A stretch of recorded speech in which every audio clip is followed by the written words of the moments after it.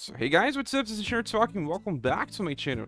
In today's video we'll be discussing this new Ultra Deluxe banner that will be coming to global alongside the event that brings one new free farmable character. And well, this banner here is easy to skip, but to understand why, we need to check the character. So we'll be going to now our SaGa website.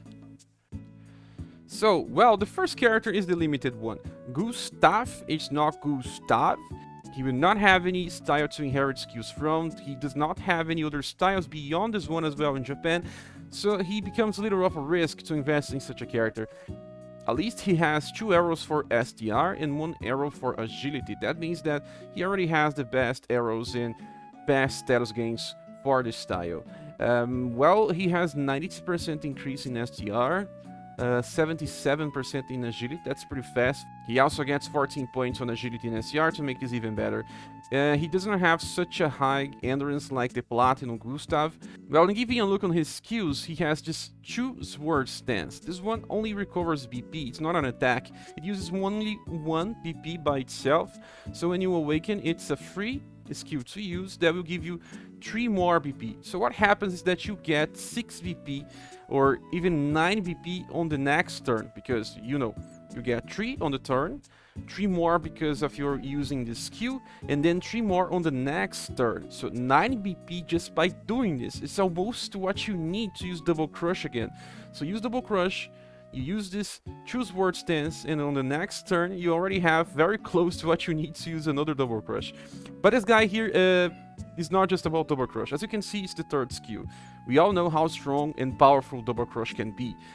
He is more about stacking power as well. The 2nd skill is called Dual Cut In, and this skill here is already very powerful by itself, because you know, when you have a skill that costs 8, then 6 BP when you awake, you usually want it to be a power, and that's what we get with a lot of good characters that we have right now. And this one is already 29 modifier, pretty high as well. So what happens is that this one has 2 attributes. It's both slash and heat. That's also very nice since we need heat damage. We still lacking a lot of characters that can produce heat. And he also gets a buff with a very great effect. As you can see, it gets up to 40% increase. That's crazy, man. It's super, ultra crazy. You can also, instead of using Double Crush altogether, you can use the cycle of choose word stance, and then use Dual Cut In, and then you get back to choose word stance, and then you use Dual Cut In. What happens is that, as you know, when you buff yourself, on the next turn you are already losing the power of the buff, because that's how it works in univerSe. So if he gets 40% increase in buff, and then he just save 1 turn to get more BP and then attack again, it means that you are always buffing yourself back to same or original values, or you can just stack a lot of BP by use of the 1st skill and then use all of these attacks one after another. Look what you can do. You can start with Dual Cut In to get the STR buff, and then you can use Double Crush like 2 times in a row. Yeah, if you stack 20 BP, that is, because Dual Cut In uses 6, and then you can use Double Crush 2 times. You don't really need to stack 20 BP, because every new turn you get 3. But a good thing is that if you use Dual Cut In even twice in a row, your Double Crush will be way better to give way more damage. So as you can see, this guy is about cycling between his 1st skill that gives him more BP. The damage will be pretty high, but for long fights. Yeah, I will explain a little better, because he loses something on his passives. He's not just about damage when you look on his passives, and that is something that loses a little of value. While I still believe that as a single target damage dealer, he is one of the best options right now, he could have been a little more offensive. I believe that they did this because he already gets so much SDR buff here with his 2nd skill that they thought that, well, let's give something different, not just damage. Well, as you can see, he starts with Power Charge 2. That is exactly not necessary, but it's starting with 12. What you can do is you can use Dual Cut In as you start 3 times in a row. That is for stages that you have 1 or 2 enemies. That will be good, since he will be doing very good damage. He also do heat damage. And for farming this works. For long boss fights, this power charge is a waste, actually.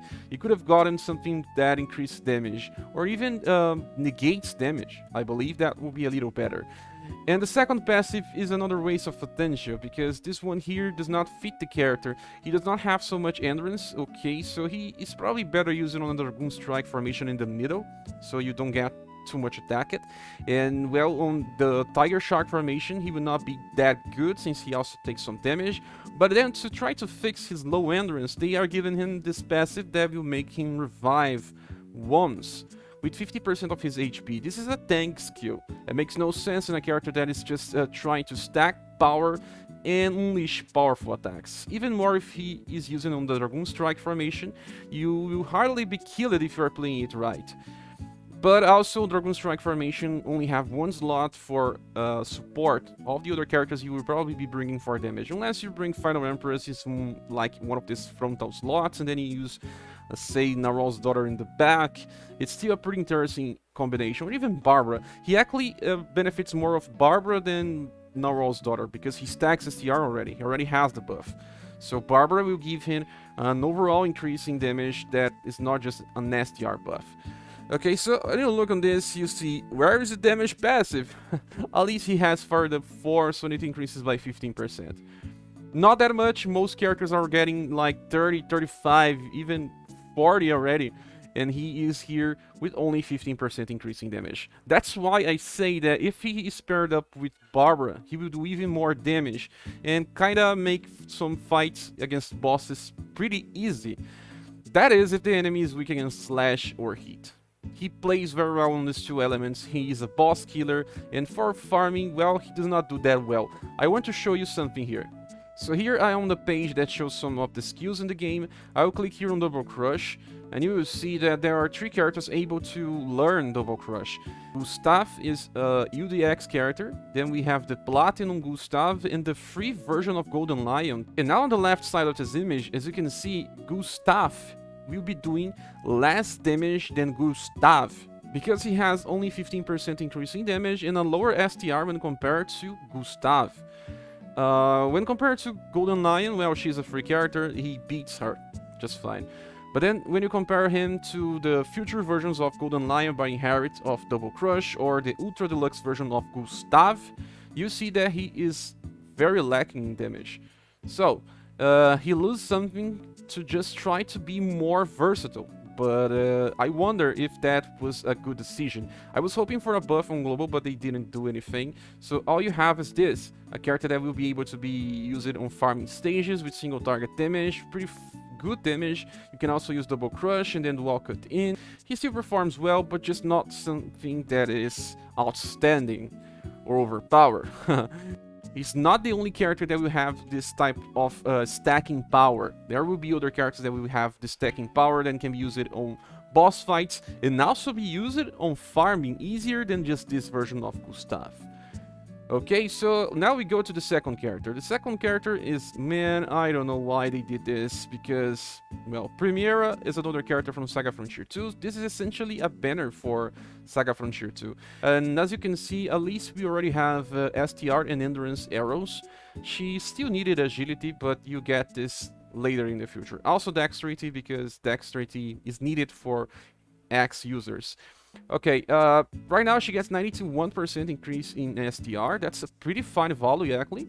Her agility and dexterity are on standard values. It seems like they designed her to have average values and everything besides STR, and the status that she does not need, like intelligence and love, are very low. It's the price that she's paying to be a character that has average status. Okay, so when we get here to the style and skills, the first one is pretty interesting, actually. Double Nagi is an attack that can be used with 6 BP on Awakened. The power is only E, and 9 modifiers, a little higher than a normal attack. And she will attack a random enemy twice. It's just like Double Crush, but with way less power. Right now it won't be doing that much damage, but as soon as we get an SS exit, this will be very nice. Since when you have a low modifier, using an SS weapon will give an overall increase in damage higher than skills that already have high power. And, well, it's a very good skill. It can be cycled a lot of times. You can use this say it twice in a row, and boss fights could be interesting, but you already have way too much competition in the slash category. I don't know. The second skill is Mega Hawk, and this is an AoE attack, very old attack actually. We have this since the start of the game. C power 19 modifier is a little higher than some other AoE attacks, but still not that high. And the last skill is Sky Drive, also a very old attack that we have with Alwi since the start of the game.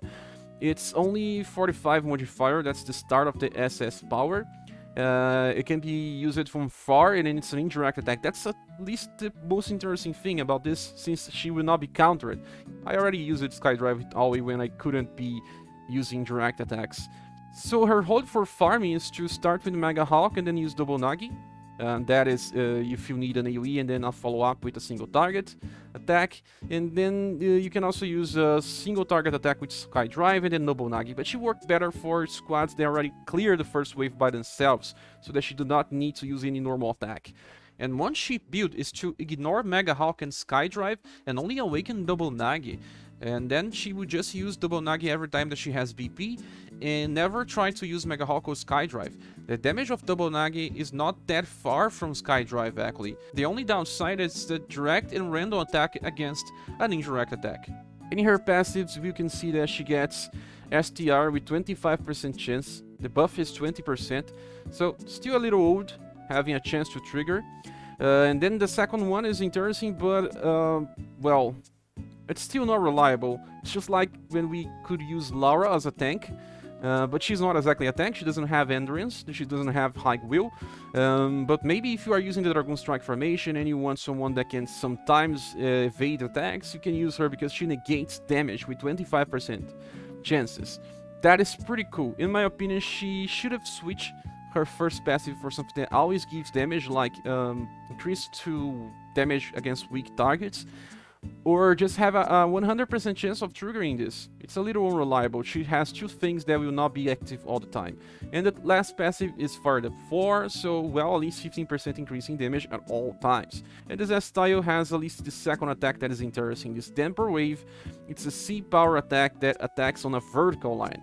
It's slash plus cold, and very unique combination. We don't have many of this. Well, we have Glacial Blade with global exclusive Katarina, but it has very low power. This one will hit for vertical line. It's useful for some future situations. And the last attack is just the same attack that we can use with Ellen. That the triple S attack, 52 power. It's good, and it deals more damage against plants. But it's still a very old attack that many Axe users will have access. So now we have Ginny, and there are 4 different SS styles of Ginny. The first one is Platinum, then we have a Christmas one, another Christmas one, but different year. This is the Onsen Ginny, an intelligence debuffer that is better than Asilus for a single target. And now we have this another Platinum style. You have to remember, Ginny and Primiera are Platinum styles, they are not limited. This one is a key point for builds with Ginny. I will explain why. Well, the good thing about this version of Ginny is also that she increases the endurance when compared to the other past versions, and also giving a little more dexterity. Not that she was lacking, but, well, can't go wrong with this. So, she has lower STR modifier when compared to the other past versions. She only beats the Platinum one. She has way more endurance, but like way more, 71%. She can be used on the front lines for long fights just fine. And, well, dexterity is on average levels. She has a very good agility. But the bad thing is that she doesn't have that much intelligence. When compared to the other versions of her, the one that has the highest intelligence is still the very first Platinum version. So that's why you need a lot of different versions of Ginny for different specific content. Like, you need this one to be stronger in the front line, you need the other one to be good for status infliction, and another one to inherit a good attack.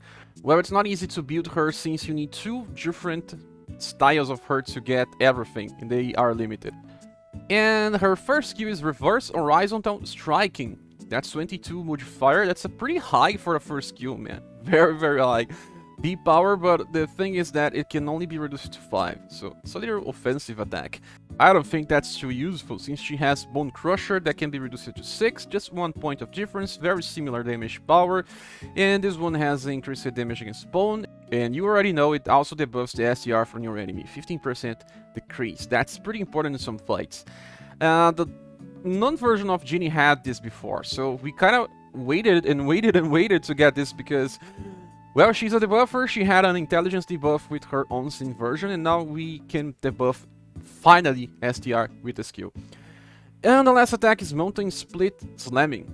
This attack here is funny, but also, man, super ultra powerful. It's hard to explain here how it works and how to take advantage of this and the specific scenarios where you want to use this, because, well, when you look on this, it's 3 to 5 attacks, and it's 3 to 5 attacks very similar to Scatter Explosions to Polka. But we have to remember something. Polka was buffed for global. His attack was only 3 attacks in Japan, but now it's 3 to 5 in global. When you compare it to Ginny, you think that's way too costly for a chance of 5 attacks. Yeah, you cannot use this on turn 1, you can only use this on turn 2, but you can take advantage of some of the different passes of her older versions. And one thing to remember is that it's not 5 times 10 power. You have to consider the weapon power. So let's say that you have a weapon that has 30 points on weapon power, and you use this attack, you have 40 on every new attack. So up to 5 times, 40 modifier. Well, it can be pretty strong, but you have to rely on some other stuff to make it even better. Now for passives, the first one is Absorption Attack 3. She can recover HP when she attacks, and with a 25% chance. And the second one is Ability Disturbance 4 for Strength. On the beginning of a new round, or new wave, she will just choose one random target and decrease 20% of his STR. That is cool for some specific situations where the enemy starts way too strong and has a scripted attack that will use an AoE skill that deals very high damage, and it's based on STR, but apart from that, it's just a waste of a skill. But if you think of her as a supportive character for boss fights, it can be interesting, but it's only once. Have to remember that. Fired up for 50 increasing damage at all times. So, we need to discuss a little more this Mountain Split Slamming. Remember that she doesn't have the highest STR modifier. But what we can do is just choose the Christmas style. And let's check here the passives. She has this Fighting Spirit Enchantment 2. 25% chances of increasing her STR by 20%. So if she has this trigger before she uses that attack, she will have way more damage than before. The bad thing is that this style also has another waste of a passive. The second one reduces damage on full HP. So it's hard to be a fan of Ginny in this game. Yeah, totally hard. But by having finally an STR debuff, we can also use this version of Ginny here. If you have her, max it. And then you have this Autumn Wind Sync to debuff Intelligence, and then you have Bone Crusher to debuff STR. Remember that Onsen Ginny can also debuff Intelligence by attacking. That's pretty awesome because you can stack this. And what you can do is just choose her Platinum style and inherit Bone Crusher to this version, and then you have 2 chances of debuffing STR because she has ability Awakened 3 STR. And then you have 2 chances, and then you also has a chance to debuff Agility. That's pretty similar to what we can do with Summer Cat. The good thing about her against some other debuffers is just that the Platinum style has pretty good intelligence when compared to some others. She cannot beat mages, they are debuffers, but, well, apart from mages, she's one of the best ones to inflict STR intelligence debuffs. Okay, so now we have to talk about the 4th character, the one that is actually free. We can farm him to level 50 just fine, and that's Roberto, another SaGa Frontier 2 character, and he's a bow user. So as you can see here, Roberto has 1 arrow for dexterity and 2 for intelligence. He is a character that can use 1 spell, but, well, you may skip the spell most of the time. For modifiers, he has 29 on STR, 52 for endurance, even more when you level him to the max. I don't know why so much endurance, because he could have used it a little more dexterity. It's 76 endurance, and agility is on 50. He's a pretty slow character. A little more intelligence, like 56 with 12 points bonus. And now for our skills, we have Rapid Volley and 1000 Needles. And the last one is Wind and Tree Song, that has a medium chance to inflict confusion. That is interesting in some situations, but it's hardly something that you'll be using all the time. As you know, when you have a supportive skill, it will not be used on auto setups. So now let's try to explain how he works with his cycling. If you reduce 1000 needles to 6, he will open with 1000 needles, and then he will use 1000 needles again, and then he will not have enough BP to use rapid volley. Yes, he will not have. He has a chance to fix his cyclings because of uplifting spirit. 25% chance of getting one more BP. So, if he triggers, he will be able to use 1000 needles and 2 rapid volleys, or 2000 needles and 1 rapid volley. Well, yeah, that's how he works. Not a perfect character for auto setups.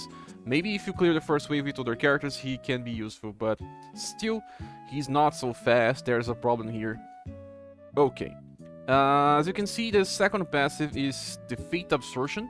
He recovers HP when he kills a target. But that's such a waste, man.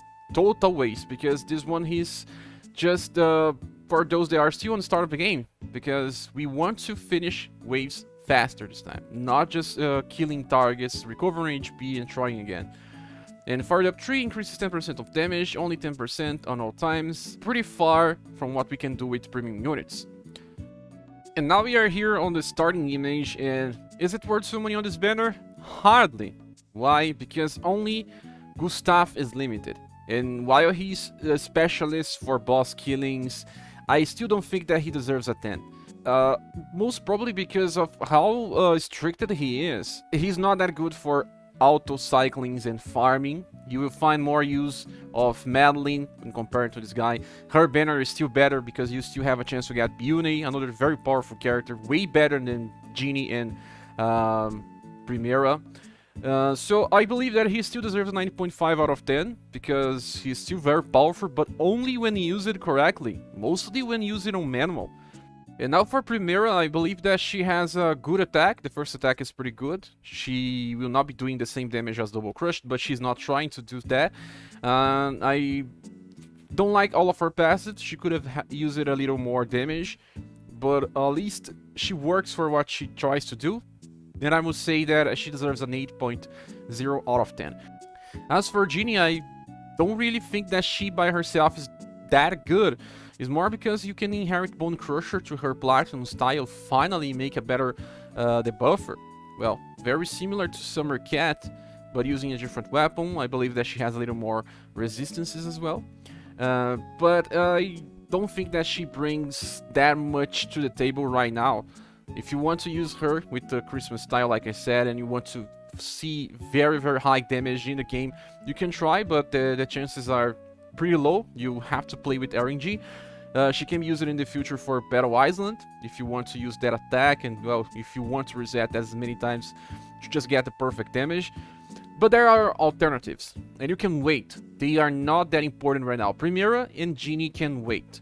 So that's why I'm saying that this banner is easy to skip, since Gustaf is just a character that will be used for strict and niche content or boss fights. And for Roberto, I don't believe that he's all that good. I think that he deserves a 7.0 out of 10. His spell to inflict confusion may be useful if you lack a premium unit, but at least he's free and you are not spending gems to get him maxed.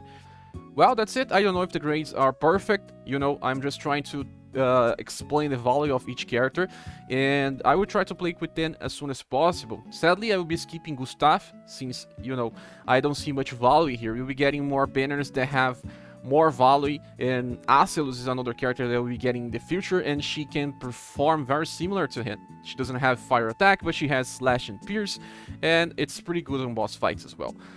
But thank you so much for watching this video. Please subscribe if you still haven't, and if you want to support the channel, you can use the links on the description.